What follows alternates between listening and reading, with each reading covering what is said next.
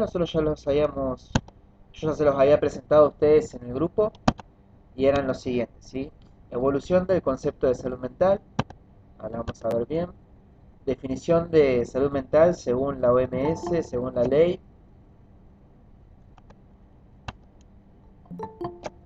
El proceso de la dependencia hacia la independencia de Winnicott. Adolescencia y duelos, también de Winnicott. Adicción, trastorno mental, que eso es para el oral más que nada, ¿sí? Ustedes van a presentar el trastorno mental que ustedes quieran. En el escrito no les voy a hacer ninguna pregunta sobre trastornos mentales. Y funciones cognitivas, por último, que es el último tema que estuvimos viendo. Vamos a ver un poquito del concepto de locura. Esta es la línea de tiempo que nos muestra la mirada de la locura desde un principio hasta el día de hoy. En un principio se podía ver a la locura tanto como un don divino, ¿no? Como una divinidad, como pasaba en muchos lugares de la India, por ejemplo, como también se lo podía ver como una dimensión más demoníaca, ¿no? Como demonismo, manipulación de los demonios, satanismo, o una posesión satánica, una posesión demoníaca, ¿no? En este momento, es ese momento en el que la iglesia se hace cargo del tratamiento de la locura. ¿Cómo? Exorcizándolos. Porque si la causa de la locura era un demonio, entonces tenía que atenderlo a la iglesia. Y esto le daba poder, credibilidad, ¿sí? A la iglesia, que empezaba a sostener las bases de su imperio como institución. La iglesia católica, por supuesto. Entonces, algunas culturas lo veían como una divinidad, el catolicismo lo veía como un acto demoníaco. Luego, el avance de las sociedades, ¿sí? Cuando las sociedades empiezan a pasar de los campos hacia las sociedades empiezan a migrar de los campos a las grandes ciudades, empieza a surgir el concepto de moralidad, ¿sí? Lo que está bien y lo que está mal, lo que se debe ser en sociedad, muy Kant. Desde esta perspectiva, el loco era visto como un inmoral, alguien que no estaba preparado para vivir en sociedad, porque disgustaba al resto, porque no podía acotar las normas sociales de la época, no podía acotar las normas políticas, eh, no respetaba el orden institucional, no respetaba la figura institucional. También se lo empezó a ver luego, a medida que iban evolucionando las sociedades, se lo empezó a ver como, al igual que los indigentes, como un marginal. El loco estaba dentro del grupo de los marginales, junto con las prostitutas, con los indigentes, los vagabundos, los ladrones, ¿no? Todo este grupo, este sector marginal, dentro de él estaba incorporado la persona con padecimiento mental. Luego llamados locos, y se llaman locos cuando se los integra en los asilos, en los manicomios, ¿sí? En las instituciones psiquiátricas, la cuna de la medicina psiquiátrica. Ahí empiezan a ser considerados como personas enfermas. Y ya no es la iglesia el que trata este tipo de padecimientos, sino la medicina. La medicina psiquiátrica, que en sus inicios necesitaba fundamento científico para poder valerse a sí mismo como una rama más de la medicina científica, ¿no? De la medicina positivista. Entonces empiezan a internar a las personas con padecimiento mental y empiezan a investigar, a experimentar con ellos para lograr fundamento científico para su propia práctica. Porque el saber siempre le dio poder al médico, ¿sí? Esto es parte de la hegemonía médica. Y luego de todo esto, de haberlo visto como un ser divino, como un poseído, como demonista, inmoral, indigente, marginal, loco y enfermo, pasa lo que hoy en día conocemos como sujeto de derecho. Hoy en día, el concepto de locura está visto desde la perspectiva de la salud, y la salud es un derecho universal. Que nosotros entendamos a la persona que tiene un padecimiento mental como un sujeto de derecho involucra un montón de cuestiones, ¿sí? Si es un sujeto de derecho, quiere decir que tiene derechos. ¿Y qué tipo de derechos? Derecho a la salud, derecho a la vivienda, derecho a vivir en dignidad. De todo esto, ¿quién se tiene que encargar? El Estado. Pero así como se tiene que encargar el Estado, los gobiernos, es una responsabilidad social. todos deberíamos velar por la salud del prójimo, del que está al lado nuestro. Y esa es una de las primeras cosas que no se dan respecto de la definición de salud mental. Entonces, ¿qué voy a preguntar yo sobre el concepto de la evolución del concepto de locura? Esto, ¿sí? ¿Cómo fue visto desde un principio? ¿Cómo fue visto al final? ¿Qué instituciones importantes aparecieron en este proceso, ¿no? Como dije, hasta las primeras dos, cuatro, hasta las primeras tres está totalmente incorporada la institución católica. Después surge todo lo que es la filosofía positivista, ¿no? El socialismo, inmoral, indigente, marginal. Y luego viene la institución psiquiátrica, institución médica SILAR, el manicomio. Y por último, la institución de derecho. Esto es lo que tienen que tener en cuenta, ¿sí? La iglesia, los psiquiatras, los gobiernos. Cuando hablamos de la definición de salud mental, vamos a hablar no de una definición textual, no les voy a mencionar la definición textual de la OMS ni pretendo que ustedes lo hagan. Tampoco vamos a mencionar textualmente la definición de la ley.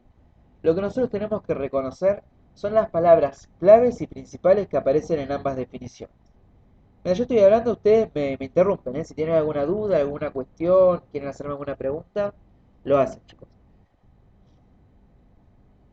Bueno, para poder definir la salud mental tenemos que desmenuzarla, tenemos que repartirla en todas sus partes y analizar parte por separado. Por eso yo separé todas estas partes que aparecen en ambas definiciones. Definen a la salud mental como una capacidad de hacer algo, ¿no? Como un sentido de producción, ser productivo, ¿sí? Poder entregar un producto al lugar donde yo vivo, darle un sentido a mi vida a través de la producción. Si yo no produzco, no tiene sentido en mi vida, tiene que ver con esto. Una contribución social dice que aquel que goza de buena salud mental puede contribuir a su sociedad. Y ya habíamos analizado que contribución social no necesariamente es a través del trabajo, ¿sí? Puede ser a través de muchas otras formas, a través del arte, la cultura, la pintura, la música. Adaptación al medio, ¿no? En el que vive, y esto es clave. Ya hemos visto cuando dieron las clases de trastornos mentales, pudieron observar que se ve totalmente alterada la adaptación. Es una persona que no logra adaptarse a las condiciones o a las exigencias sociales, no logra mantener una calidad de vida óptima de acuerdo a lo que demanda la sociedad actual, ¿no? Equilibrio, mencionamos que la OMS tomaba la salud como estática, como un estado, y lo discutimos todos juntos diciendo que la salud era en realidad un equilibrio, ¿sí?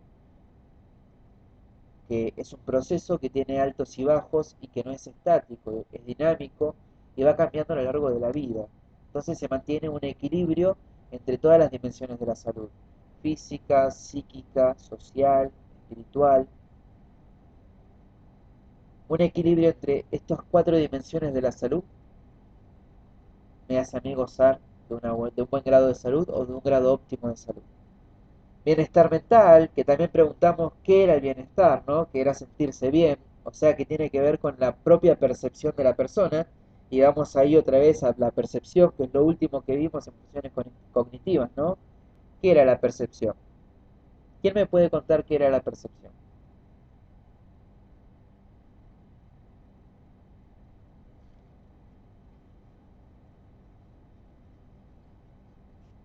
¿No?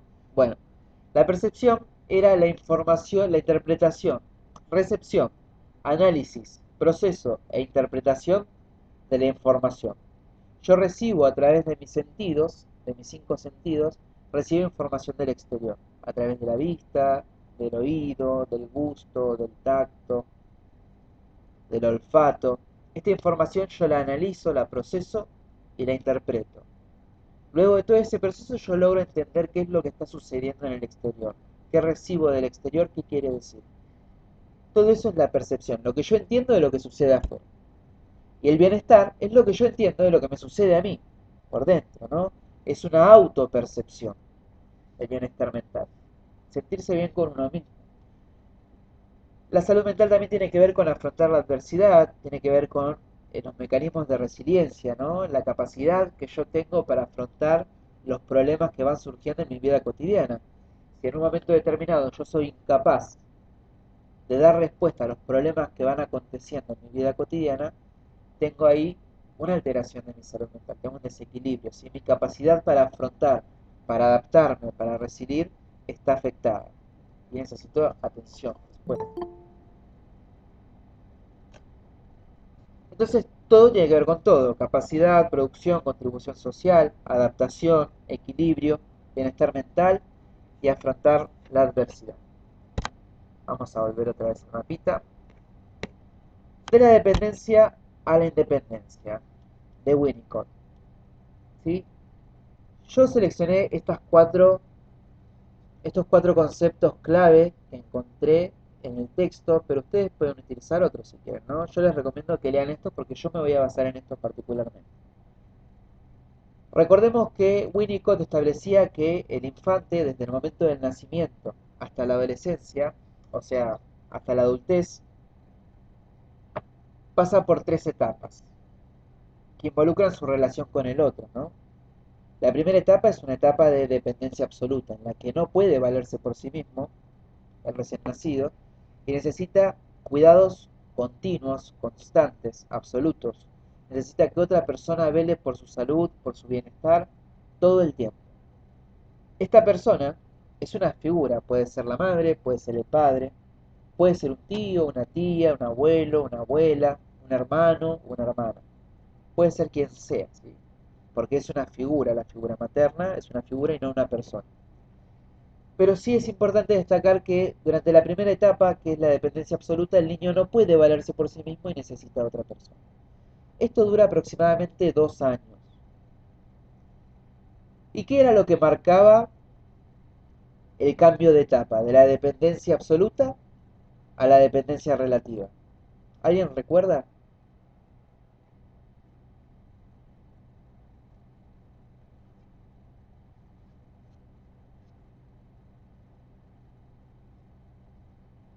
No tengan miedo, si se equivocan, lo corregimos, chicos. Esto no es un examen, ¿eh? Esto es para que se saquen las dudas. Si no hablan,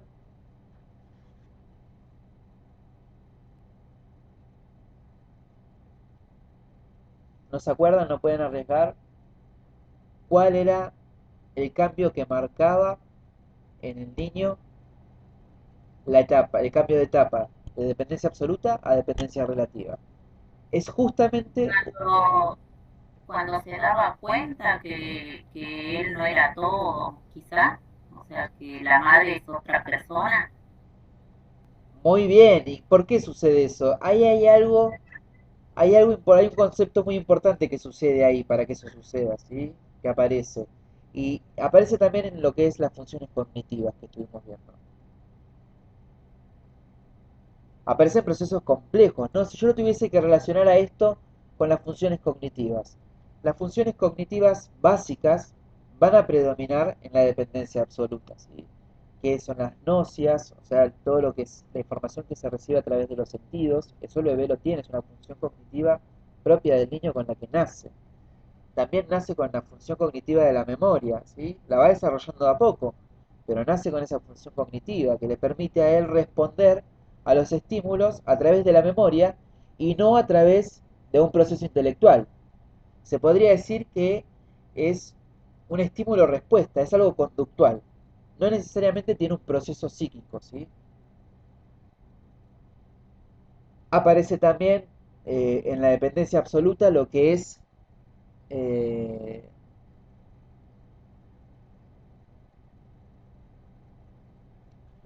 la atención, ¿sí? Poquito a poco va desarrollando lo que es la función cognitiva de la atención. Y nosotros nos damos cuenta, a medida que va creciendo el niño, el bebé, nos vamos dando cuenta cómo va mejorando cada vez más su atención. Que mejora a medida que también va mejorando su capacidad visual, su capacidad auditiva, ¿no? Pero esto no quiere decir que ella posea algo clave, que es la intelectualidad. La intelectualidad abre paso a las funciones cognitivas más complejas o superiores, ¿sí?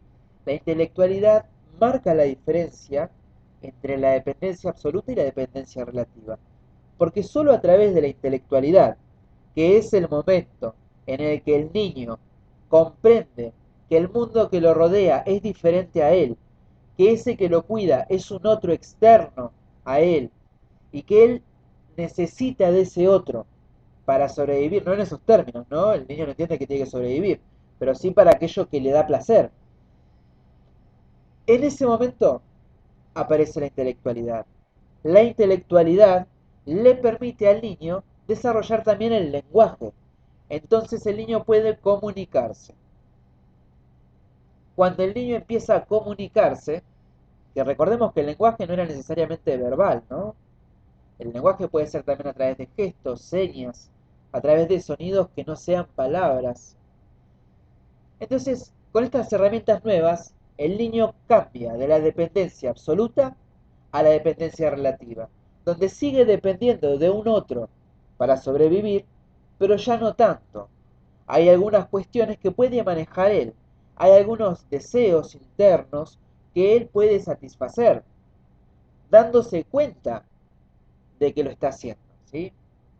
Entonces él puede entender, comprender, asimilar el mundo de otra manera. Dijimos entonces, y esto tiene que quedar claro, que la dependencia absoluta termina y da paso a la dependencia relativa con la intelectualidad, que es aproximadamente entre el año y medio y los 2 años de edad, según Donald Winnicott. En esta dependencia relativa, el niño empieza a descubrir, porque lo que le da la intelectualidad es la capacidad de comprender. Entonces él empieza a descubrir, a explorar, a investigar, experimentar, aprender, observar, ¿sí?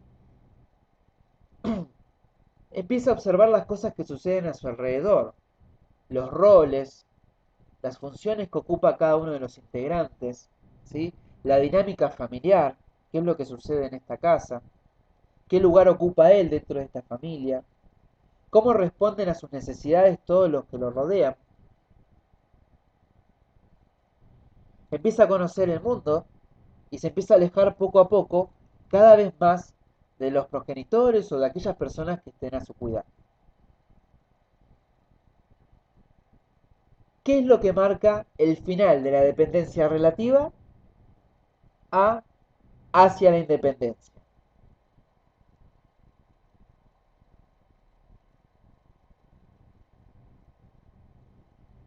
Díganme en qué edad o en qué etapa generacional, o díganme en qué momento de la vida, o díganme qué es lo que ocurre en ese momento, por qué se produce este cambio de la dependencia relativa hacia la independencia.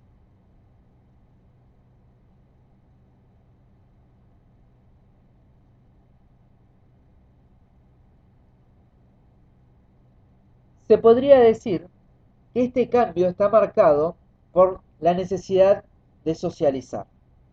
La socialización marca este cambio, ¿sí? El niño ya no puede depender relativamente de sus padres. Estamos hablando ya en una etapa de pubertad o de preadolescencia, estamos hablando entre los 10 y los 13 años. El niño entiende que necesita otras cosas que la familia ya no le puede dar y empieza a poner el ojo afuera del hogar y empieza a observar lo que ocurre afuera de las puertas de su hogar, ¿sí? Empieza a escuchar otras opiniones distintas a las de sus padres, empieza a observar otras familias diferentes a la suya, empieza a observar conductas en sus padres, en sus grupos, que él necesita adoptar. ¿Para qué? Para ser parte. Y esto tiene que ver con la adaptación, ¿no? Dijimos que la salud mental era la capacidad para adaptarse, para superar la adversidad. Bueno, esto es parte del proceso de salud mental también, ¿sí?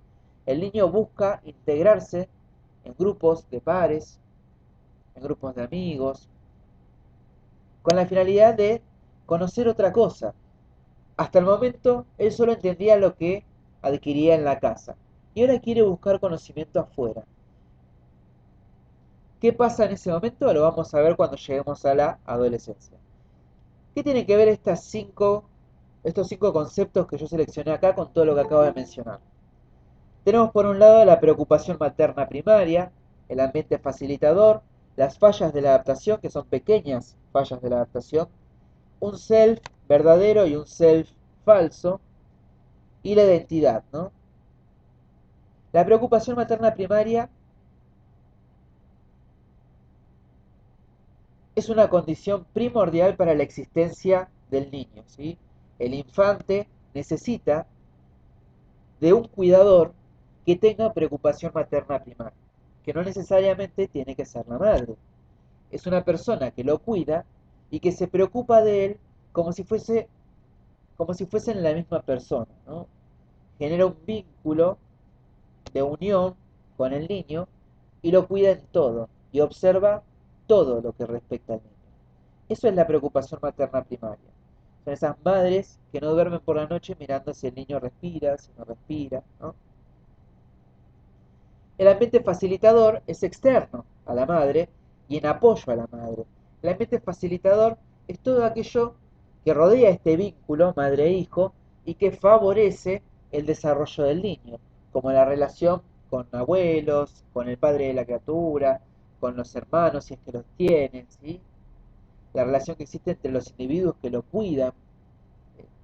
Si estos individuos en el cuidado son atentos a las necesidades del niño, si saben interpretar sus necesidades, sus demandas, si velan por su seguridad, si le producen momentos de placer, si le producen momentos de displacer. El ambiente facilitador lo que hace es facilitar el desarrollo del niño. ¿Cómo? Satisfaciendo sus necesidades y ayudando al cuidador principal. Las pequeñas fallas de la adaptación suceden cuando el niño ya no puede recibir lo mismo que recibía, ¿no? Cuando la madre necesita retomar su vida, se empieza a distanciar un poco del niño en el sentido de que no dedica su tiempo absoluto al cuidado de este, ¿no? Entonces el niño empieza a percibir que hay algo que está cambiando. Ahí empiezan los berrinches, ¿no? El llanto, porque él se resiste completamente a que esto cambie. Porque es una situación de placer total. Esta separación, este cambio en el vínculo con su cuidador principal, que puede ser la madre, le produce un displacer y no está dispuesto a soportar el displacer. Entonces busca recobrar ese estado placentero igual al que tenía en el útero. ¿Cómo? Llamando la atención, llorando, gritando, para que vuelvan con él.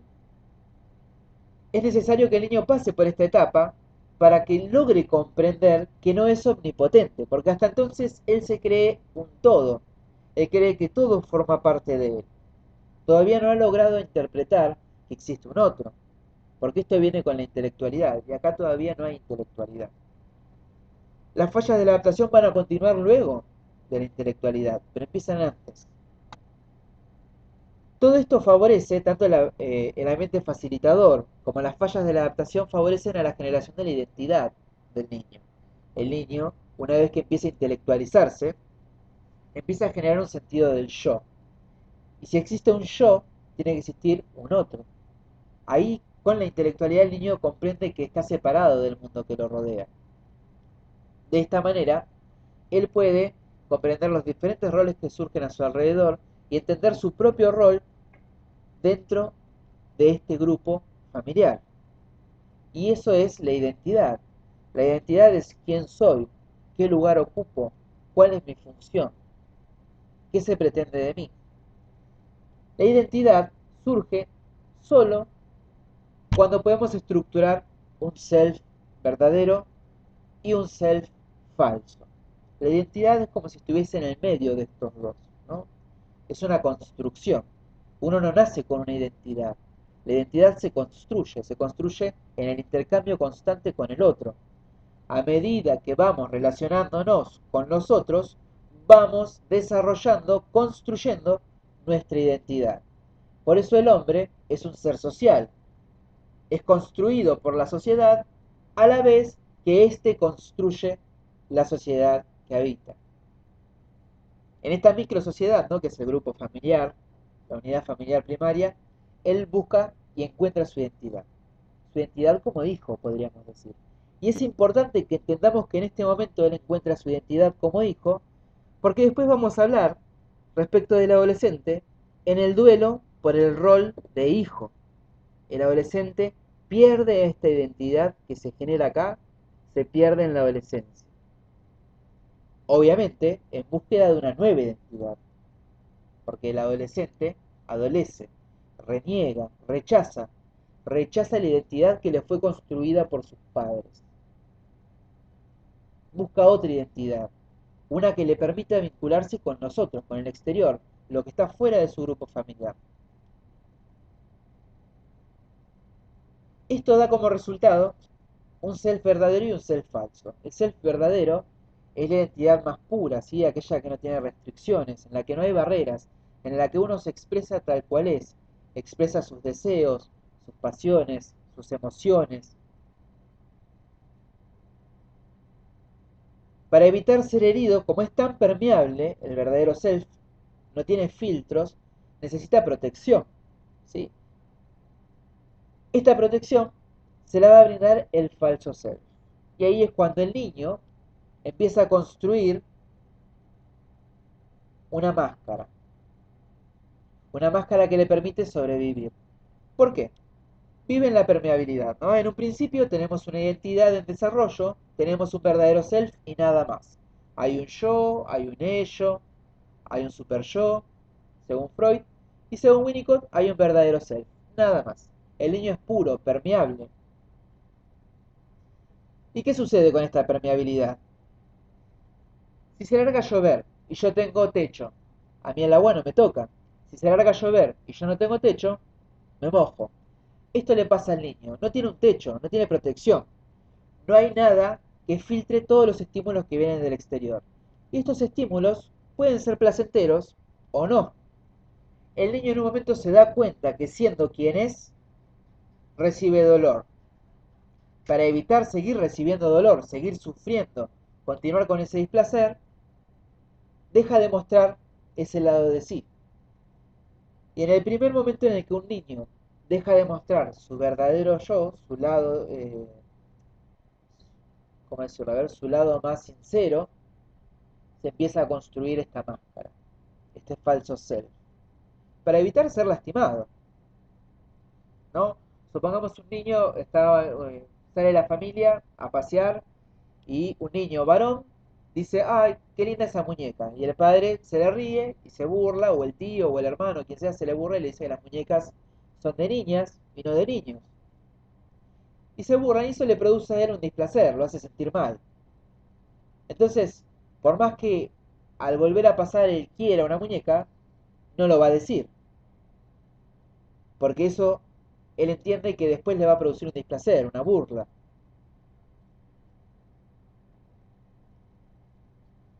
Así es como se crea el falso ser. Entonces tiene que haber una preocupación materna primaria que le permita al niño desarrollarse sin preocuparse él mismo por su supervivencia. Que se preocupe otro por la supervivencia de él. Un ambiente facilitador que colabora en este desarrollo, le genera un ambiente placentero, ¿sí? Un ambiente de cariño, de protección. Fallas de la adaptación, cuando el niño se va desprendiendo, va entendiendo de a poquito que existe un otro, que él no es omnipotente, que no puede tener todo lo que quiere. Esto le permite al niño generar su identidad, establecer un verdadero self, tener un yo, un ello, un super yo. Esto le permite al niño poder descubrir, experimentar, jugar. Y en el juego es que nace el verdadero self. Que nace no, que se expresa el verdadero self. El inconsciente, podemos decir también. Aunque no son lo mismo, ¿eh? Vamos ahora de la adolescencia y sus duelos.